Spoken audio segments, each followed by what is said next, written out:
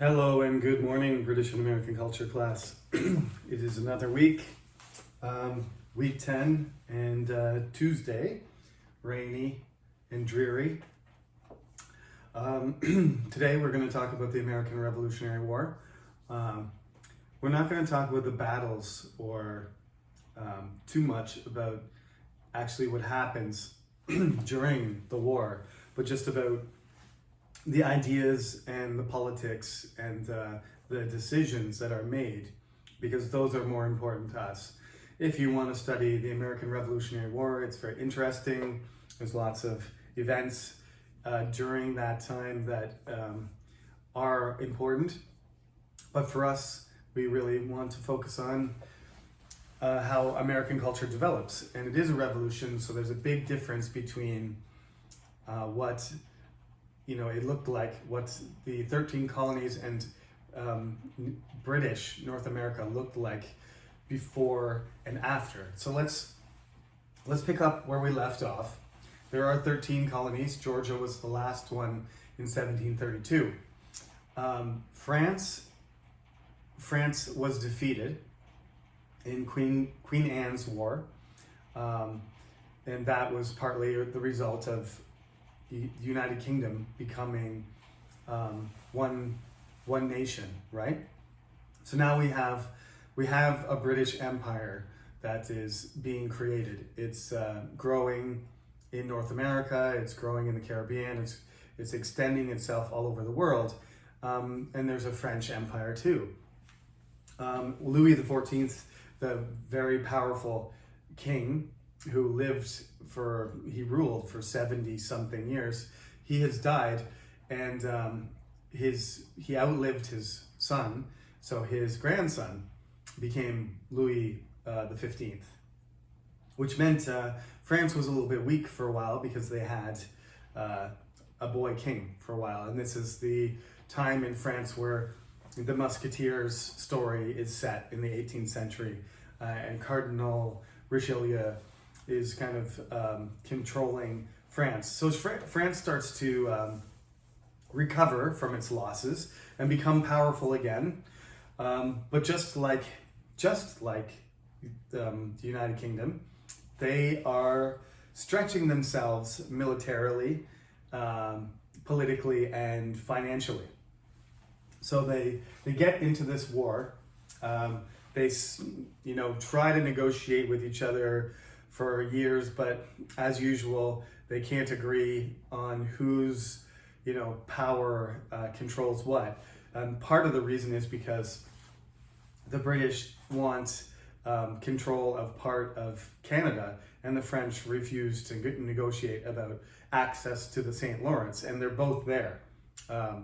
The sort of far eastern part of Canada is Newfoundland, which is the first British colony in Canada, the oldest one, and it'll be the last to join Canada. But they're up north there, and then there's the French in the St. Lawrence, where Quebec City in Montreal and the province of Quebec now is, and New France. And New France goes all the way around down to Louisiana.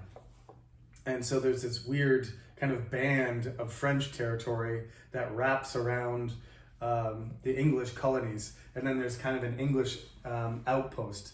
I should probably show you a map there, but basically they're arguing about who has territory in what part of North America, and they can't agree on that, so they start fighting. To some people, the 7 Years' War is the First World War, because it's not just France against the United Kingdom. It's France and some allies, and the United Kingdom and some allies, and they fight in Europe, and their colonies fight each other, and they fight in India, and they fight in the Caribbean, and they fight on the ocean. So pretty much every territory from Europe to the Americas to Africa to Asia becomes a battleground. So you have these different theaters of war.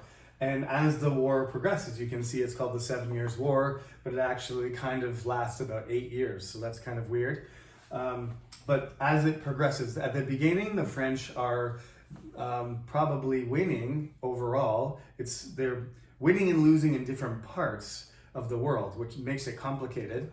But in 1759, the British general James Wolfe does this crazy night sneak attack on Quebec City, manages to get from the St. Lawrence River up a cliff with all of his soldiers in front of the fort of Quebec City and be ready to fight the French garrison in the morning. The French general Montcalm decides that he's going to, engage them in front of that fort rather than wait, and they fight on that field called the Plains of Abraham, and the British general James Wolfe wins the battle, and he dies. He's shot, and Montcalm also dies. So both generals die, but the British win the victory, and they take control of Quebec. Through the Treaty of Paris, at the end of this, they gain control of New France. France, in the Treaty of Paris, 1763, signs over New France. So now all of North America, including the Canadian part, belongs to the British. So you would think, well, this is good for the British, but it turns out not to be. And that's the kind of strange twist, I guess, that once you've defeated your enemy, you would have more problems. But basically, here's some of the problems. The French were closer to the native people. The native people preferred dealing with the French. There were less French colonists, and generally the French treated the natives better than the British did. So they were fighting with the French, and this war, the 7 Years' War, is also in North America called the French and Indian War. That's what we call it in North America, but it's really just one part. It's the North American part of this war. So I won't write that down because I don't want you to have to remember too many things. But one of the main things is what's going to happen to the natives, because we're going to talk about this later. The story of the natives, I'm not going to talk about it yet because we're going to talk about it all at once. Like I said, this is not really a history class, so when we talk about the culture of the natives, I'm going to have to go back in time again and talk about everything that happened, including, we already talked about Columbus, from the Spanish to the Portuguese to the development of the United States and Canada, and how native rights evolved and were ignored for the most part. So basically, the French were better at dealing with them. They treated them more fairly. And when the French were gone, this was a bad thing for the native people. However, the British government didn't want to fight with them either. So they made a treaty to limit the expansion of the 13 colonies. So the Americans, the British people that are living in Virginia and Pennsylvania and Boston, Massachusetts and the colonies, they're not supposed to move west. They make a treaty, and there's basically the mountains, the Appalachian Mountains. On the east side, that's New England and the other 13 colonies. On the west side, it's native territory. You're not allowed to move across the mountains and take native land. However, as the population increases in the 13 colonies, they want the land becomes more expensive, and one of the reasons people are coming to the colonies is because there's free land or very cheap land. So the colonists start getting angry about this law that the British government in London, in England, has made, which is affecting their life, which they believe that they have the right to move to the other side of the mountains and start, clearing land and claiming it. And of course, the natives don't agree with that. They say, you signed a law, your government signed a law agreement with us, you can't come and take our land. So they start fighting each other, and this is the British government is trying to make a law and to, protect themselves and the colonists and the natives at the same time. But basically the colonists don't agree with these terms, so they break them. So this is one of the tensions that happens right away, is that they no longer have to worry about fighting the French, so they just have to worry about fighting the natives. So they start pushing west and putting pressure on the natives. So this is a really bad thing for all the tribes. The French being gone makes it worse for them. So in a weird way, the British government starts to become the champion of the natives against the colonists. So the colonists essentially say, we're British citizens, we're colonists. Why are you defending, why are you protecting the native people? We should be protecting us and helping us take over the land. But that's not the policy, actually, that the British government had. It was very unpopular. Also, this war was incredibly expensive. Although the United Kingdom won and their finances were in better condition than the French, they won and they had huge amounts of debt.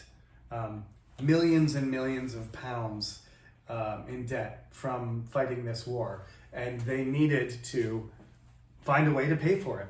And the British, the English and the Scottish and the Irish and the Welsh, Great Britain, the United Kingdom, they were some of they were some of the most heavily taxed people in Europe. So to raise taxes on them for fighting wars all over the world was going to be very unpopular, especially when over in the colonies, you've got thousands and tens of thousands of colonists who are basically paying no taxes. They do have to pay some small tariffs on goods, but basically, as I said, because the way that the British government and the Crown managed the colonies in the first place, they let them establish themselves. There's no, national religion. They don't have to be Anglican or anything, Delaware, I didn't mention, Delaware was started by a Swedish colony originally, then it turned Dutch, then it turned English. So you've got people speaking Swedish, you've got people speaking Dutch, you've got, Methodists and Lutherans. There's going to be Germans in there too. There's all kinds of Protestants. There's Presbyterians. There is Anglicans. There's Catholics in Maryland. You've got all kinds of different religions, Protestant and Catholic, and you have different people from different countries too. People different backgrounds. The story is that in the 18th century, when you walk down the street in New York, the early 18th century, when New York went from being Dutch to English, you could walk down the street and you could hear 20 different languages. And now that might be true now in New York City in 2021, that you could walk down the street and hear 20 different languages. But that was not a normal thing in any city. People in China didn't hear 20 languages when they walked down the street in Nanjing, and perhaps in India. India has always been very linguistically diverse. There may have been places in India that you could walk down the street, but this is a very, very cosmopolitan place, New York. The diversity so native people would be walking down the street, Swedish, Dutch, French. It was before the conflict between France and Britain, and before war started to break out between the mother country and the colonies. This place was really the mixing point for everybody who was doing trade in the Atlantic. Philadelphia also became famous for its, because it was based on Quakerism, which was pacifist and open-minded. That Philadelphia's population grew and grew until it was as big as New York City, and also had so many different types of people because they just welcomed anybody into the community. That's why we call Philadelphia the city of brotherly love. That's where the expression comes from. So anyway, we're at the point here. The natives are in a worse position than they were. That's why they helped the French. Now they're in direct conflict with the British colonists, and they don't really have, when it comes to fighting, still the British soldiers are not going to kill their own citizens and colonists in order to protect the natives. So the natives have a kind of lose-lose situation here. If they fight, then they start a war, and if they don't fight, they lose their land. Okay, so that's the first, that's the first major issue that we're having with the colonists after 1763. The next thing is the money issue.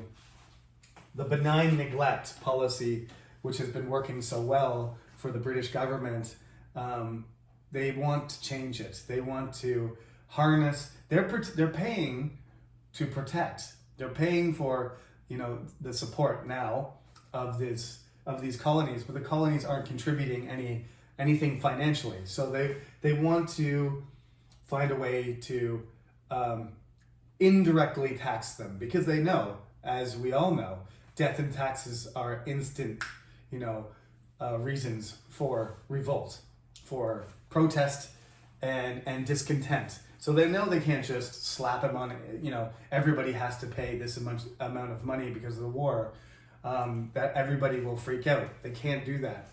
So what they do is they say, okay, we're going to charge you for certain services.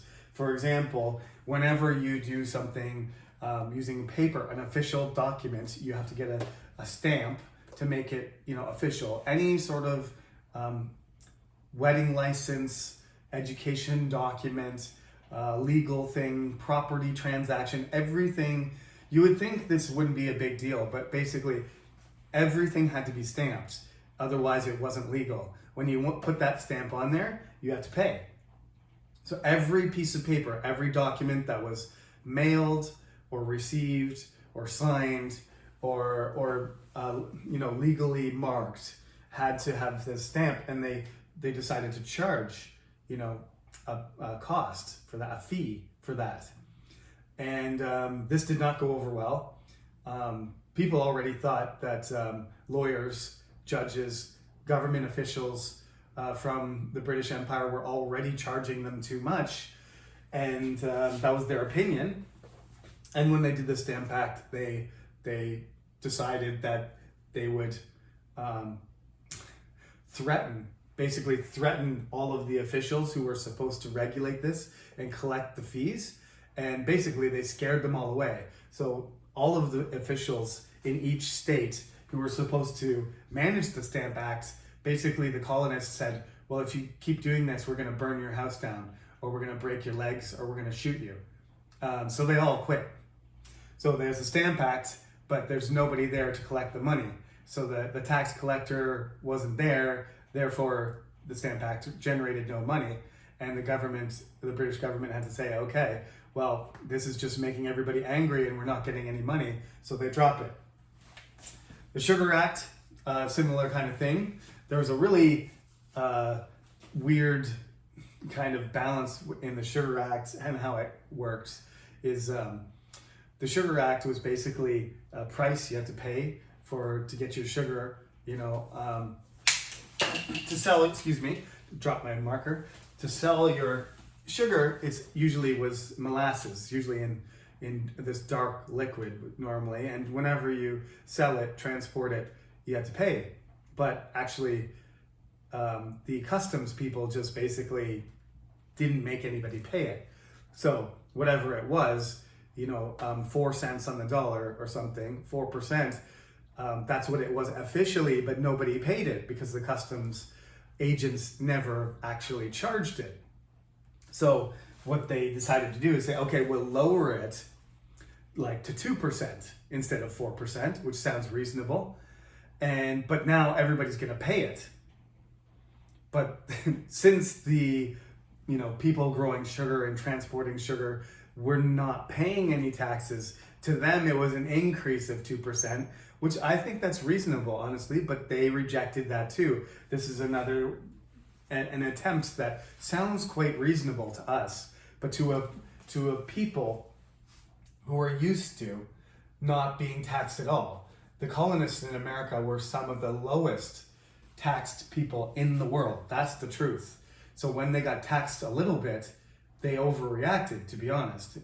None of this stuff is tyrannical or crazy, oppressive, controlling taxes. But really, the other thing is the people that are trying to collect this tax live across the ocean. They don't think that they should be the ones doing it. So, in the textbook, it says the most famous slogan from 1763 to 1776. You can see it's not even 20 years, right? We're talking about 15 years here that the British have control of all of North America before it all flies to pieces.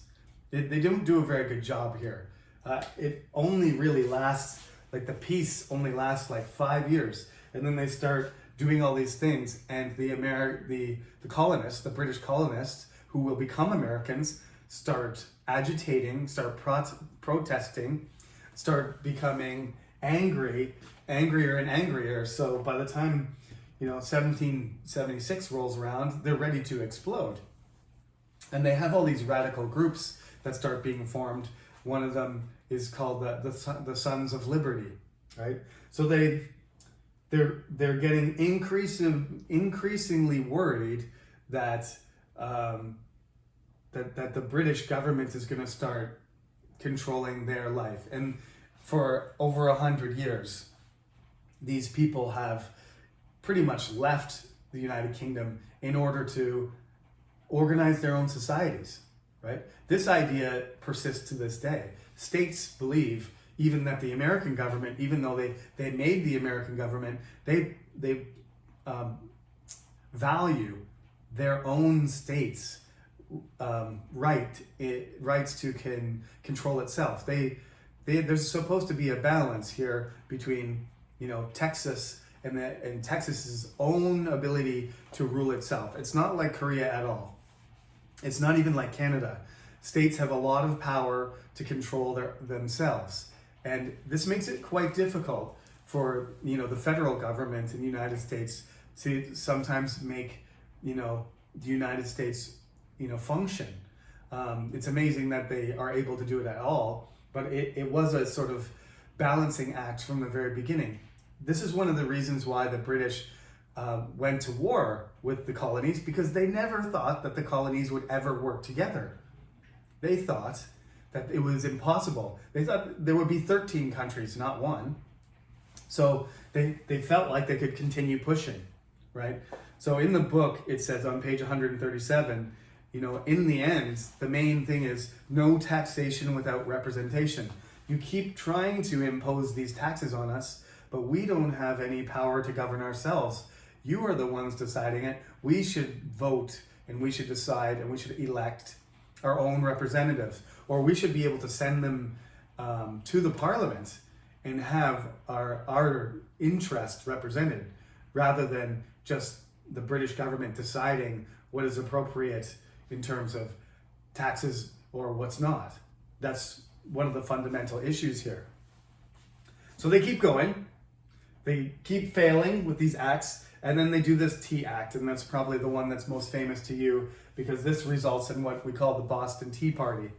There is this East Indian Tea Company, and it's got tons of tea from Asia. It's got way too much, and they need to get rid of it. The company's not making any money. So the British government takes over the company, and they have, just ridiculous amounts of tea, ships full of tea, and they decide this is what we're going to do.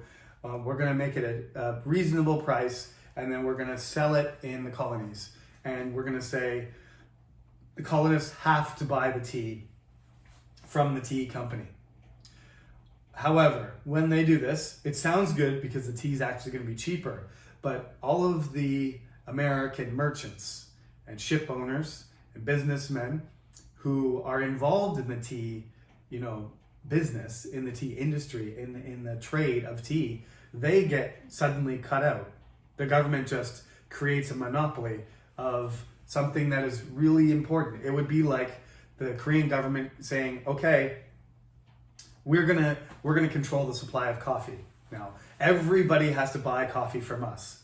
So every cafe and every coffee supplier, every company involved in coffee trade between Ethiopia and Colombia and Brazil and Indonesia and Vietnam and Korea, all of those people suddenly get cut out. They have to go through the Korean government's absolute control of the coffee industry. You imagine what those businesses would do? How angry they would be, and suddenly too, just like, okay, and now coffee's being controlled. Now it's a government-controlled monopoly, and all of you don't have a job anymore, and your businesses are unable to function. It's essentially, that's how popular tea was. That's why we say, British is a country of tea drinkers. So was the United States. This fiasco that the British government created sort of destroyed the American dependence on tea. It's never been the same. Now America's a nation of coffee drinkers like France. This is pretty much the fault of the British government in the first place. So they block these ships from bringing the tea, and they tell them they can't unload it, and at night they jump on the boat and they throw all the tea in the water, and it's essentially millions of dollars of tea. It's huge. It's tons and tons of cheese. It's like tea. It's a big amount of money. The whole ship is full of tea. They throw it all overboard, and this is their message to the British government. And the British government decides to make 5 more acts, and these acts are specifically targeting Boston. So they lock Boston down. They send soldiers to Boston, and they prevent them, and they want the money for the tea that went in the water. They want it paid back, and they place all these restrictions on Boston. So Boston is being basically suppressed and occupied by the British military and the British government. This leads to a confrontation where a mob of Bostonians who don't want British soldiers in their city, and the British soldiers are there, and while they're there, they're staying in houses that are Boston people's houses, and they're a presence that, not just in the military sense, but that sometimes they're doing part-time work, and they're taking jobs from Boston people, and they're taking food, and they're going out with their woman and all kinds of stuff. They're really intrusive, and so then the Boston people, the Bostonians, start to get angry, and a group of them, hundreds of them, gather, and there's some soldiers that kind of get surrounded, and they start throwing things and yelling and getting confrontational, and one of the nobody knows who or why or who shot first, but one of the British soldiers shot his gun, and then the rest of the group of the company shot as well. And when they shot into the crowd, they injured and killed some Boston citizens before the crowd dispersed. And this is known as the Boston Massacre. And this is famous, for triggering sympathy amongst all the other colonies that, now the British are killing us. Remember? Death and taxes, right?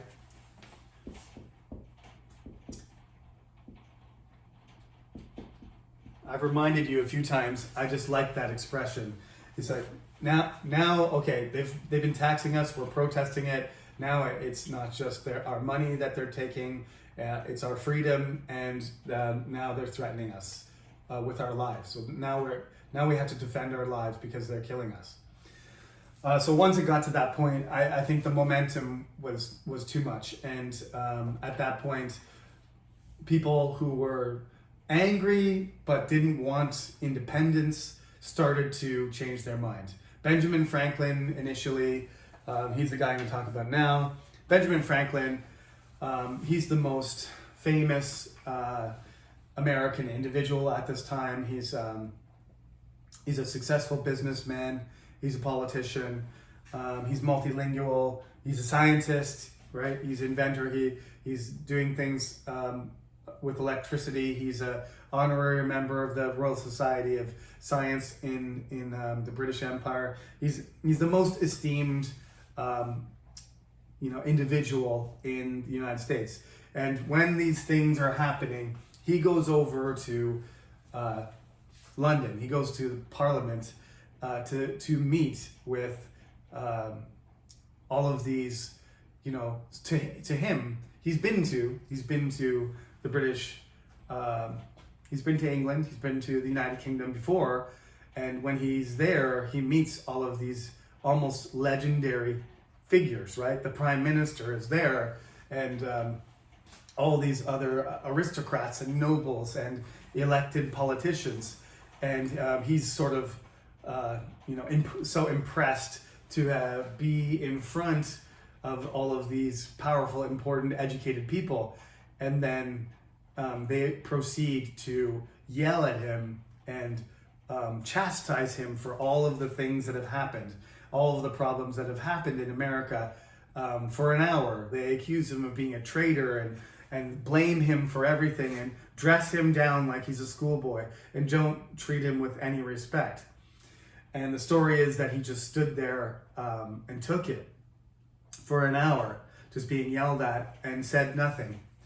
But after that meeting, after that public shaming of the most important person in America, he was convinced that there was no way that these politicians and leaders in the halls of Parliament in the United Kingdom would ever negotiate with what they considered lower level people, right? George Washington ends up having the same sort of situation. He's he wants to be an officer in the British military. That's at the time the most professional, most powerful military in the world. Not the biggest, but it's the most well-trained, most effective military in the world, in combination with the Navy. And he wants to be an officer in that army, but he's not a gentleman. Like he's lower gentry, and he has land and money, but it's in America. He's not a noble in the home country, so he's not going to be able to get a promotion. He's not going to be able to become an officer in the British military, and that is his dream. His older brother is in the Navy and gets a commission as an officer, but George Washington's waiting around for it, and it never comes. So imagine things had been different, and George Washington had been given a chance to be an officer in the British military instead of becoming an American general who led independence. Things would be totally different if Benjamin Franklin had been shown respect, with the respect that he deserved as one of the most accomplished citizens in the colonies. If he had been treated with respect and they had managed to find a compromise, what would have happened? We'll never know. It's a counterfactual. So in the book, you have to read about Benjamin Franklin, but this is one of the fundamental things, is he was pro-British Empire before he went to negotiate, and he found out that they were not going to negotiate at all, and that they were too far away, too arrogant to even imagine that a situation where they would treat the colonies fairly. So he went back, was convinced that the only option was American independence.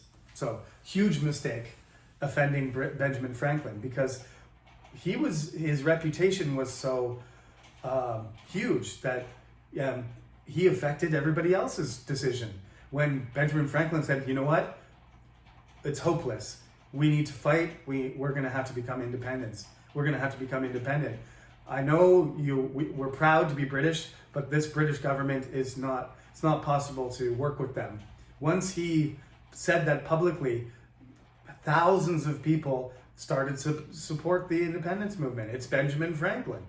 He had that kind of influence, you know? It's just like a very important person in our society now who everybody respects. If he says something, and it's going to change, it's going to have an effect, a dramatic effect on people's opinion and how they behave.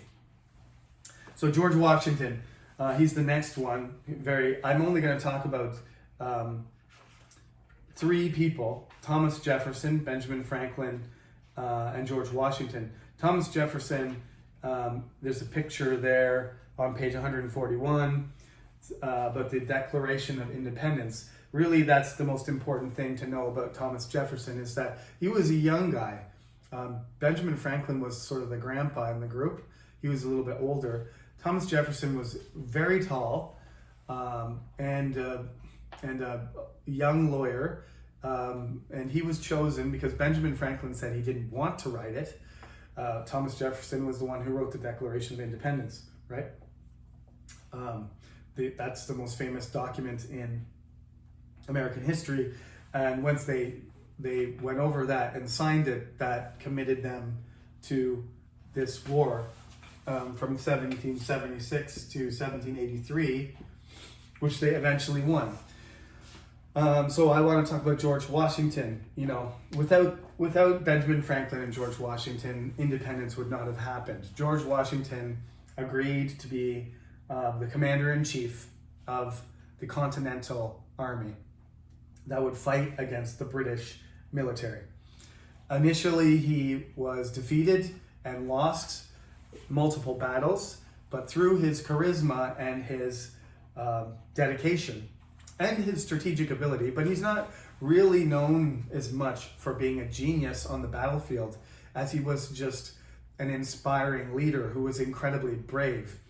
He was, when he was a younger man, many times riding around on a horse, getting bullets flying through his hat and killing his horse and getting another horse and continuing to fight. He was a very brave person, and his soldiers respected him for that. He was known for never losing his temper and never swearing, and never lying. But that's all, a myth. He did lie. He did swear. He did lose his temper. He just didn't do it publicly, usually. He kept it to himself. So those people who knew George Washington well, his staff officers who saw him in small rooms when he was stressed out, they saw him explode a few times in anger and use terrible language. And they also saw him lying. But to his soldiers, he was just like Yi Sun-shin. To his soldiers, he could do nothing wrong. They believed in him completely. So the American military, even though it had less equipment, less money to pay the soldiers, less training, at the beginning, less people, less soldiers. They had a disadvantage in almost every way. They had much higher morale because of George Washington's leadership. And so he became the first president of the United States for a reason, because everybody believed in him. He's the only president to ever get 100% of the votes. That'll never happen again. When they voted for George Washington to be president, everybody voted for him. Nobody voted against him. Only Vladimir Putin and Kim Jong-un get votes like that, and Xi Jinping. And to be honest, we know people are under pressure to vote for them, so that doesn't really count. In this case, people were allowed to vote for who they wanted, and everybody voted for him twice. So George Washington really was an inspiring person and a very dominating figure. And without his leadership, I'm certain that the American War of Independence, the Revolutionary War, would have failed. So you need to know, for this quiz on Friday, you need to know everything I've talked about up until now. And you need to read a little bit about the after effects of the American Revolution. Actually, no, let's stop there. I don't want to put too much material on this. You have to read until page 142, but let's not go any farther, okay? Stop at page 142. I know there's a few pages left in the chapter, but most of those deal with, the next topic is going to be slavery, and how that developed and how that affected American culture from the past until now. That part of the book needs to be expanded as well. But for now, stop there. Stop at the Constitution, the American Constitution and the 13 states, and what is described there about Charles Beard. Stop at the halfway down that page. So up to 142. Everything I've talked about, chapter 4, the hard fork, page 131 to 142. Got to know that. That's a section in the textbook that's not that long. It's only 12 pages. And of course, everything I told you, especially the first and second lecture, this one is more related to the textbook, but the first two, make sure you know your stuff and take your notes from the first two lectures. And that will be the quiz for Friday, quiz number 4. So as usual, make sure you don't come late, and I'll make sure that I set the time for 10 o'clock, okay? See you on Friday for the quiz, and have a good week.